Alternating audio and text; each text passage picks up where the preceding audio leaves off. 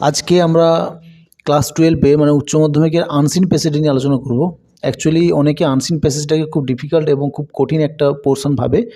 তো আমি মনে করি ক্লাস 12-এর ইংরেজিতে আনসিন প্যাসেজটা হচ্ছে এমন একটা প্যাসেজ যেখানে স্টুডেন্টরা কোনো কিছু না জেনে না বুঝে ইজিলি 10-এর 10 পেতে পারে।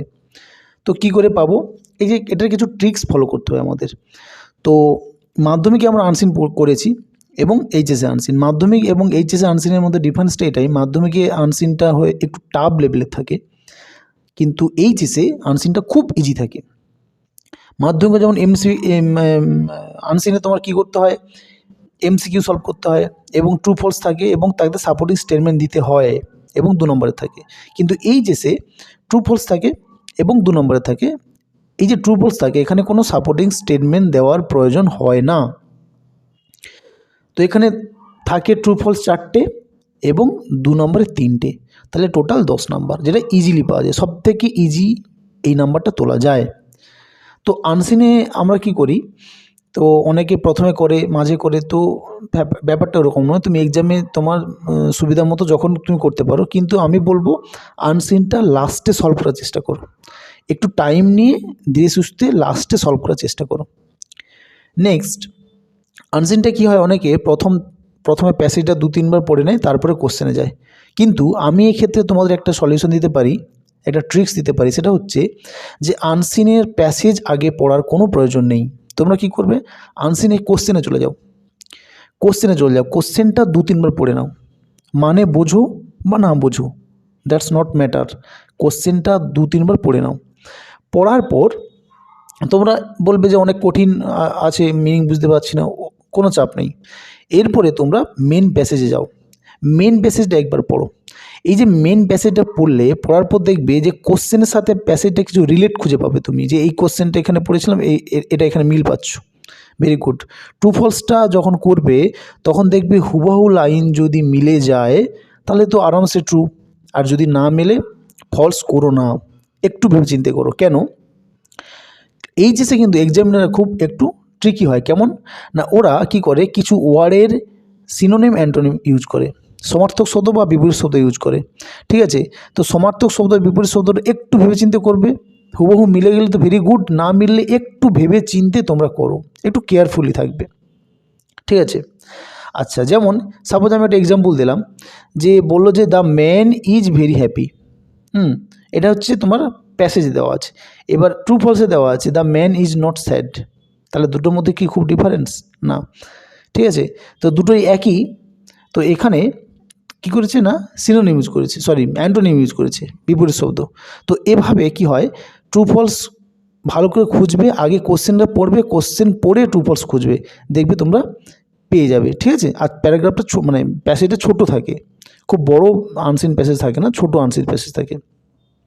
তো এরপর আমরা 2 নম্বরে চলে যাচ্ছি। তো 2 নম্বরের ক্ষেত্রে তোমরা একটা জিনিস মাথায় রাখবে, যে 2 নম্বরে একদম না বুঝে করা যায়। কেমন না, তোমরা আগে কোশ্চেনটা পড়ে নাও বা কোশ্চেনটা দেখে নাও, দেখে ওই কোশ্চেনটা মেন প্যাসেজে খোঁজো, দেখবে হুবহু না পেলেও কিছুটা তোমরা মিল পাচ্ছ।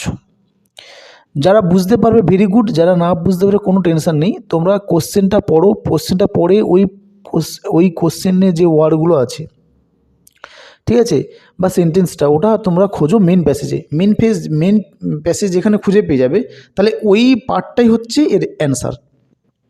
তো তোমরা কি করবে না, যখন অ্যান্সারটা লিখবে তখন তোমরা দুটো জিনিসের উপর খেয়াল রাখবে। কি জিনিস না, যদি কোশ্চেনে থাকে ডু, ডিড, ডাজ, কি থাকে, ডু বা ডিড বা ডাজ, যদি কোনো কোশ্চেনে থাকে, তাহলে তোমরা একটু কেয়ারফুলি কিন্তু ওই কোশ্চেনটা যে উত্তরটা লিখছো, ওই উত্তরটার মেন ভার্বটা, ডু থাকলে মেন ভার্বটা প্রেজেন্টে রাখবে, ডিড থাকলে মেন ভার্বটা পাস্টে রাখবে, আর ডাজ থাকলে মেন ভার্বটার সঙ্গে এস বাই এস যোগ করবে। এটা কিন্তু একটু ট্রিকি ইউজ করে দেবে, এটা এক্সামিনারে এটা ওয়াচ করে। ঠিক আছে, এটা একটু।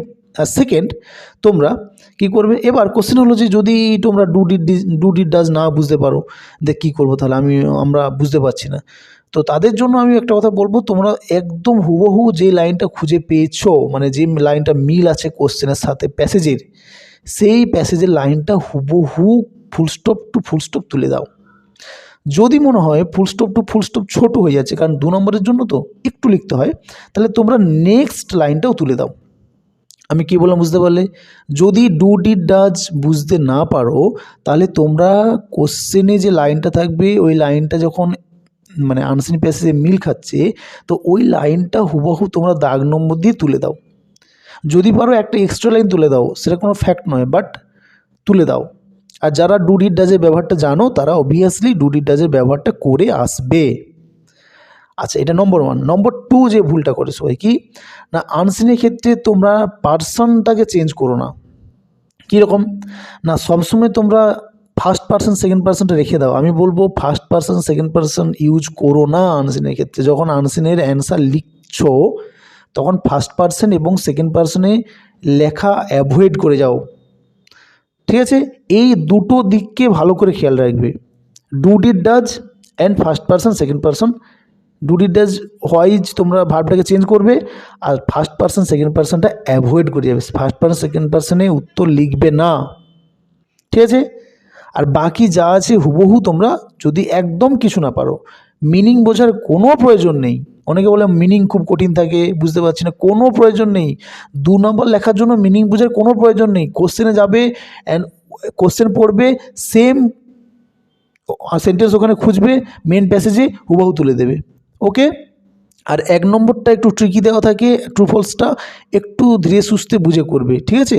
খুব একটা চাপ নয়, এখান থেকে ইজিলি 10 নম্বর পাওয়া যায়। একটু ট্রিক ফলো করবে। ওকে? আই থিঙ্ক তোমরা এটা ফলো করো। আশা করি তোমরা আনসিনের যে ভীতিটা, যে ভয় পায় সবাই, আনসিনকে ভয় পায় যে আনসিনে কী করে নাম্বার তুলবো, কী করে নাম্বার পাওয়া যায়, এটা কোনো ফ্যাক্টই না। ওকে?